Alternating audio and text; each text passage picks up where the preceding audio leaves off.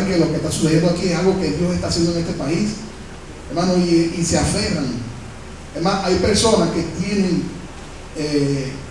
la posibilidad de irse del país porque tienen buena posición y me han dicho, mira, yo no me voy de aquí porque yo sé que ya está cerca una bendición. Aleluya. ¿Cuánto lo creen? Hermano, está cerca algo grande que Dios va a hacer en este país. Y esa persona, y no es posible, amado hermano, que ya hay personas que no conocen a Dios y ya están conscientes de estas cosas. Y están allí sobrellevando las cosas y dicen, no, yo no me voy de aquí porque yo sé que esto va a cambiar. Y entonces, a veces nosotros mismos nos seguimos quejando como cristianos. Siendo cristianos, no, hermano, ya es importante que empecemos a honrar a Dios.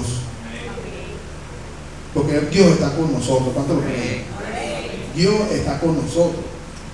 Ustedes recuerdan cuando Gedeón cuando estaba allí en ese tiempo, los filisteos habían asolado y había hambre en el país y venían y saqueaban todo lo que las cosechas y estaban en afrenta. Y el Señor le dijo, varón valiente y esforzado, Jehová está contigo. Y él se preguntaba, pero Señor, si tú estás conmigo, ¿por qué nos ha sobrevenido todo este mal?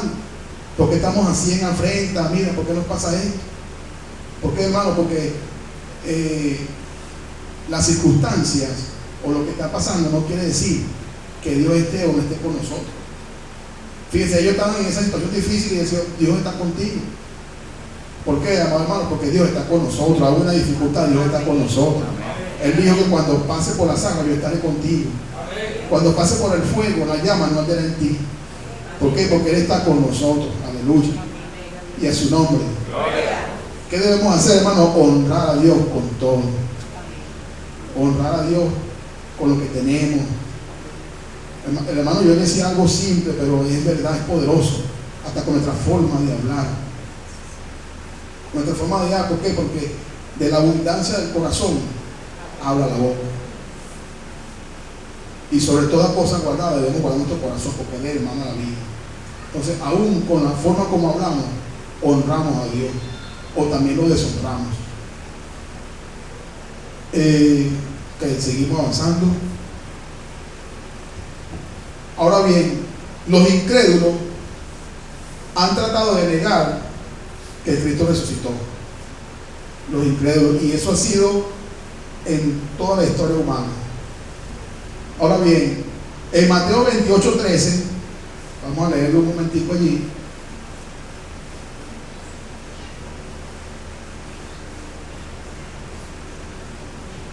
Voy a ponerme los lentes porque los años no pasan en vano. En Mateo 28:13, gloria al Señor, dice así, diciendo, decid vosotros, sus discípulos vinieron de noche y lo hurtaron estando nosotros dormidos. Y si esto lo oyera el gobernador, nosotros le persuadiremos y os pondremos a salvo. Y ellos, tomando el dinero, hicieron como se les había instruido. Este dicho se ha divulgado entre los judíos hasta hoy. Fíjense, cuando Jesús resucitó y la piedra, o sea, fue removida por un ángel, los guardias que estaban custodiando allí, ellos vieron todo lo que había sucedido, vieron hasta los ángeles, vieron todo lo que sucedió allí. Y entonces ellos dieron aviso a los sacerdotes, mira, estábamos custodiando ese sepulcro y de repente vino una luz ahí, hizo un terremoto, se movió la piedra y salió, ahí pasó algo, ahí estaban los lienzos, ese cadáver que estaba allí no está ahora, y están los lienzos ahí enrolladitos, bien acomodaditos. Ese hombre resucitó como ya he dicho. Y entonces los guardias le dieron dinero, lo sobornaron. Es como él se come la luz y le dan, bueno, vale, guardia, agarra ahí un billetico. Bueno, fíjense, los sacerdotes sobornaron a los guardias para que inventaran, no, ustedes van a decir que fue que se robaron a ese cadáver los discípulos se lo robaron y no ha resucitado. Fíjense, ¿por qué? Porque la resurrección de Cristo, hermano, es lo que ha golpeado más al reino del enemigo. Es lo que más le hizo daño a la muerte. Bueno, Jesucristo es la muerte de la muerte. Él le dijo: muerte, yo seré tu muerte. ¿Dónde está muerte tu aguijón, o sepulcro tu victoria? Porque Jesucristo, cuando muere sin pecado, la muerte no pudo retenerlo y resucitó. Pero entonces a esta gente no le convenía, porque ellos tenían su sistema, su dominio de personas, y si saben que este hombre resucitó, la gente se le iba a ir de su dominio y se le iba a formar otro grupo de personas, ¿verdad? Y entonces ellos inventaron eso, y este dicho se ha mantenido hasta hoy. Todavía en Jerusalén hay personas que dicen que Jesús no resucitó, sino que los discípulos sellaron el cuerpo, y eso lo inventaron. Pero ahora bien, analicemos la guardia romana. Es imposible que los discípulos se hayan robado el cuerpo del Señor. Es imposible. ¿Por qué? Porque un soldado romano estaba preparado para matar. Un guardia romano tenía una armadura, tenía un casco de hierro, en el pecho también tenía hierro allí, una espada, tenía un cuchillo más corto, en el pecho tenía como una malla de acero. Bueno, ¿quién se iba a enfrentar a un guardia de eso a robarse un cadáver? Y una guardia romana tenía más de 10 soldados custodiando ese sepulcro. Entonces, yo creo que es imposible que los discípulos de Jesús se hubiesen robado ese cuerpo. Ahora, los ancianos le dicen a los soldados: bueno, ustedes dicen que se quedaron dormidos y sellaron el cuerpo del Señor. Otro invento más. Ahora bien, es posible que se hayan quedado dormidos uno o dos soldados, pero todos no se van a quedar dormidos. Ahora bien, si un soldado romano se quedaba dormido y abandonaba su guardia, ese soldado lo mataban, ¿verdad? Entonces, ese argumento, hermano, es muy difícil, o sea, se cae, porque un soldado medio romano no dejaba su puesto. Otra cosa también que sucedió también es que los discípulos de Jesús estaban toditos huyeron. En el momento de la crucifixión lo dejaron solo. Todos huyeron temblando de miedo, estaban aterrorizados, escondidos, cada quien en su casa encerrado. ¿Usted cree que esos discípulos iban a ir a buscar ese cuerpo? Imposible. Era imposible. Entonces, este argumento se cae. Ahora, romper un sello romano era morir. El sepulcro, lo habían puesto un sello romano ahí que solamente los guardias, los capitanes sabían. Y si eso lo rompían así, el soldado que estaba a cargo también moría. Entonces, un soldado dormido es menos. Otra teoría de los incrédulos es que Jesús se desmayó. Mano, han inventado tantas cosas, el enemigo ha inspirado tantas cosas, y que Jesús se desmayó en la cruz cuando lo bajaron y lo metieron en el sepulcro y después él se escapó. Imagínense ustedes, hermano, esa mentira. Y sin embargo, hay gente que todavía la cree y siguen engañados en eso, pues. Ahora bien, los lienzos de Jesús. Si Jesús no hubiese resucitado, si se lo hubiesen robado, se hubiese llevado el cuerpo con todo y lienzo. La otra cosa que también es extraño es que los lienzos estaban allí enrolladitos, o sea, bien puestecitos en el sitio. Quiere decir que cuando Jesús resucita con un cuerpo glorificado, Él traspasa esos lienzos y quedan allí pues bien ordenaditos. Entonces, ahora, si Jesús se desmaya y se despierta, ¿usted cree que va a tener poder para mover esa piedra así como él había quedado, que lo habían azotado con látigo, había perdido bastante sangre? Si se desmaya y se despierta, la piedra, hermano, era una piedra inmensa que estaba en el sepulcro. No hubiese podido moverla en su condición humana que tenía. Ahora bien, algunos dicen que Jesús resucitó fue en espíritu. Eso lo dice La religión de los testigos de Jehová también dice que no, que Jesús resucitó fue en espíritu y no en cuerpo. No, y eso es una blasfemia. Es una blasfemia contra Dios. Porque cuando Jesús resucitó, Él se le apareció a los discípulos y le dijo: mire, toca mis manos y mis pies, yo mismo soy. Y le dijo: ¿tienen aquí algo de comer? Y comió un pescado delante de ellos. O sea, un espíritu no puede comer. Entonces, otra cosa que también se cae también es eso, que resucitó en espíritu, ¿no? Jesús resucitó en cuerpo, amén, en un cuerpo glorificado. Ahora bien, para que Jesús, para que se pudiera dar la resurrección, tiene que Jesús haber muerto, ¿verdad? Entonces, en Lucas 23:46 dice: entonces Jesús, clamando a gran voz, dijo: Padre, en tus manos encomiendo mi espíritu.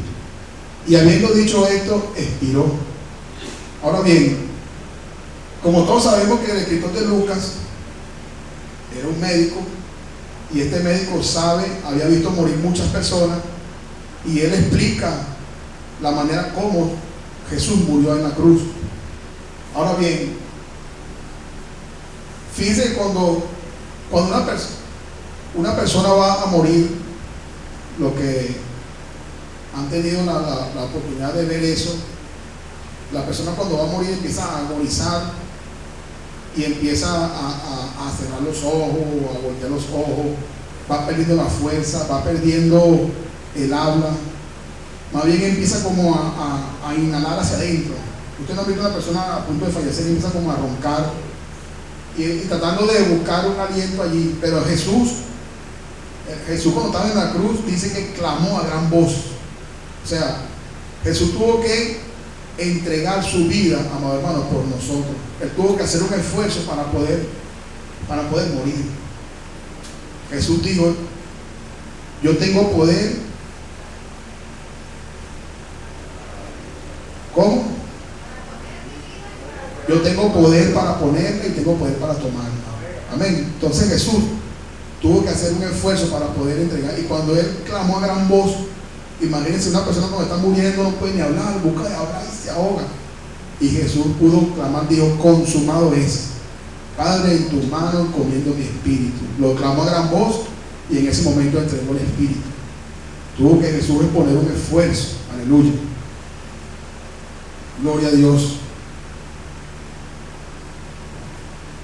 Jesús, en Mateo 23:26 dice: entonces le soltó a Barrabás, y habiendo azotado a Jesús, le entregó para ser crucificado. Fíjense que Jesús, después que le hacen el juicio, un juicio romano allí, él lo condenan a muerte. Entonces los soldados del gobernador le llevaron a Jesús al pretorio y reunieron alrededor de él toda la compañía, y desnudándole le echaron encima un manto de escarlata y le pusieron sobre su cabeza una corona tejida de espinas y una caña en su mano derecha. E hincando la rodilla delante de él, le escarnecían diciendo: salve el rey de los judíos. Y escupiéndole, tomaban la caña y le golpeaban la cabeza. Hermano, vemos, hermano, lo que nosotros merecíamos, ¿verdad? Porque nosotros fuimos los que pecamos, nosotros fuimos los que le dimos la espalda a Dios. Nosotros éramos los que merecíamos todo eso que está allí. Sin embargo, Jesucristo tomó el lugar suyo y el lugar mío y recibió todo eso por amor a nosotros. ¿Por qué? Porque Jesucristo nos ama. Aleluya. Y es solamente demanda de nosotros, es nuestro corazón. Dan que le demos nuestro corazón a Él. Ahora bien, los latigazos, vamos a estudiar un poquito de esto aquí, hermano, porque es importante. Los latigazos que le daban a Jesús, hermano, tenían pedazos de hueso en la punta y pedazos de hierro o plomo, pero con filo. Entonces, cada vez que le daban un latigazo y quitaban el látigo para darle otro, se traía pedazos de piel. La piel del Señor se la iban arrancando poco a poco del pecho y de la espalda. Entonces eso provocaba una pérdida de sangre en el Señor, ¿verdad? Producía un estado de choque que se conoce como hipovolemia. La hipovolemia es cuando el cuerpo pierde más sangre de lo normal, se va desangrando, y eso producía que le costaba respirar a Jesús. Fíjense algo, ¿no? Cada herida producía una intensa agonía en el Señor.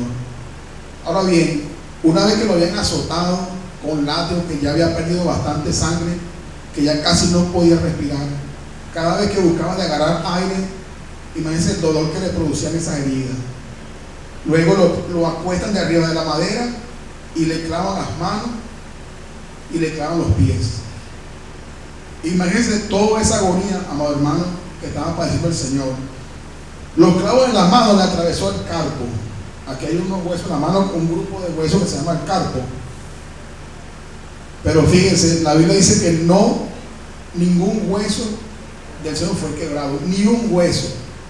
O sea que el clavo traspasó por un ladito de esos huesos, y ese clavo le rompió quizás el tejido que arropa el hueso. Pero imagínense el dolor que le producía allí. Si a veces uno se puya con una espina al pie y eso le duele a uno, mire, una semana de reposo sin trabajo. Y al Señor le traspasaron también los pies. Los clavos de los pies le atravesó el tarso, que es un grupo de huesos también que están en el pie. Yo estuve investigando un poco de esto porque me llamaba la atención, ¿verdad? Entonces cada movimiento para respirar era más doloroso. Bueno, y nosotros debemos como transportarnos a ese momento, hermano, y sentir un poco, hermano, todo lo que Dios pasó por nosotros, porque eso lo deberíamos recibir nosotros. Y sin embargo Él, morido, fue por nuestras rebeliones, ¿verdad? Herido, ¿cómo dice el texto, Joel? Herido fue por nuestras rebeliones, molido por nuestros pecados. El castigo de nuestra paz fue sobre Él, y por sus llagas nosotros fuimos curados. Entonces, las heridas de la espalda eran restregadas en la madera de la cruz. Imagínense el dolor terrible que iba a sentir el Señor allí por el pecado de todos nosotros. Ahora bien, el corazón humano, hay una membrana que se llama endocardio, que es una membrana interna que me nos enseña por allá que la hora, ¿qué hora tienen por allí? Son las 12. ¿Cuánto? Ok, 5 minuticos y terminamos. Vamos a ver esta lámina aquí y continuamos el domingo. Entonces, el endocardio es una membrana interna que recubre las cavidades internas del corazón, y el pericardio es una membrana fibrosa doble que envuelve el corazón y cuya capa interior está revestida de una membrana cerosa. Ahora bien, fíjense, en Juan 19:33 dice: más cuando llegaron a Jesús, como le vieron ya muerto, no le quedaron las piernas, pero uno de los soldados le abrió el costado con una lanza, y al instante salió sangre y agua. Y el que lo vio da testimonio, y su testimonio es verdadero, y él sabe que dice verdad, para que vosotros también creáis. En el instante salió agua y sangre. Quiere decir que ya había comprobado el soldado que Jesús de verdad estaba muerto en la cruz, porque era importante que esto quedara evidenciado en la palabra del Señor, para que el enemigo no tenga ningún fundamento que levantar en contra de la doctrina cristiana. Entonces el soldado atravesó el costado de Jesús y se salió agua y sangre. Ya había habido como una separación de la sangre, quizás con el plasma allí, ¿verdad? Entonces lo que el soldado vio saliendo fue como algo cristalino, que era como agua, pues. Ahora bien, el salmista, ya como muchos años antes, yo calculo que más de 500 años antes, había escrito el Salmo del rey David, no más, como 1000 años antes, ya el rey David había profetizado esto. En el Salmo 22:14 dice: he sido derramado como aguas y todos mis huesos se descoyuntaron. Mi corazón fue como cera derritiéndose en medio de mis entrañas. Como tiesto se secó mi vigor y mi lengua se despegó de mi paladar y me ha puesto en el polvo de la muerte. Fíjense, amado hermano, Jesús científicamente murió del corazón. A Jesús dice ahí que el corazón se le derritió como una cera. Jesús murió cuando su corazón, esas membranas se rompieron por la pérdida de sangre. Y entonces esa membrana que cubre el corazón, que tiene como una cera ahí, es como un líquido que permite que el corazón, es como un lubricante que hay allí que permite que el corazón haga los movimientos de palpitación. Bueno, eso se le reventó a Jesús y eso fue lo que se derramó allí. Entonces, científicamente Jesús en la cruz murió del corazón, científicamente. Pero sabemos que Jesús fue el que puso su vida. Él fue el que tuvo que hacer un esfuerzo para poder entregar la vida. Porque es que la muerte no podía retenerla. Él tuvo que ponerla. Y al nombre de Jesucristo. Gloria. Entonces, amado hermano, Jesús murió con dolor en el corazón. Amén. Murió con dolor en el corazón porque en ese momento él estaba cargando el pecado de todos nosotros. Entonces, por eso fue que Jesús, cuando estaba en la cruz, dijo: Dios mío, ¿por qué me has desamparado? Él tuvo que sentir la separación, el abandono del Padre en el momento en que estaba cargando todo el pecado de cada uno de nosotros y los pecados del mundo. Entonces, vamos a dejarlo hasta aquí, amado hermano. El próximo domingo continuamos el estudio.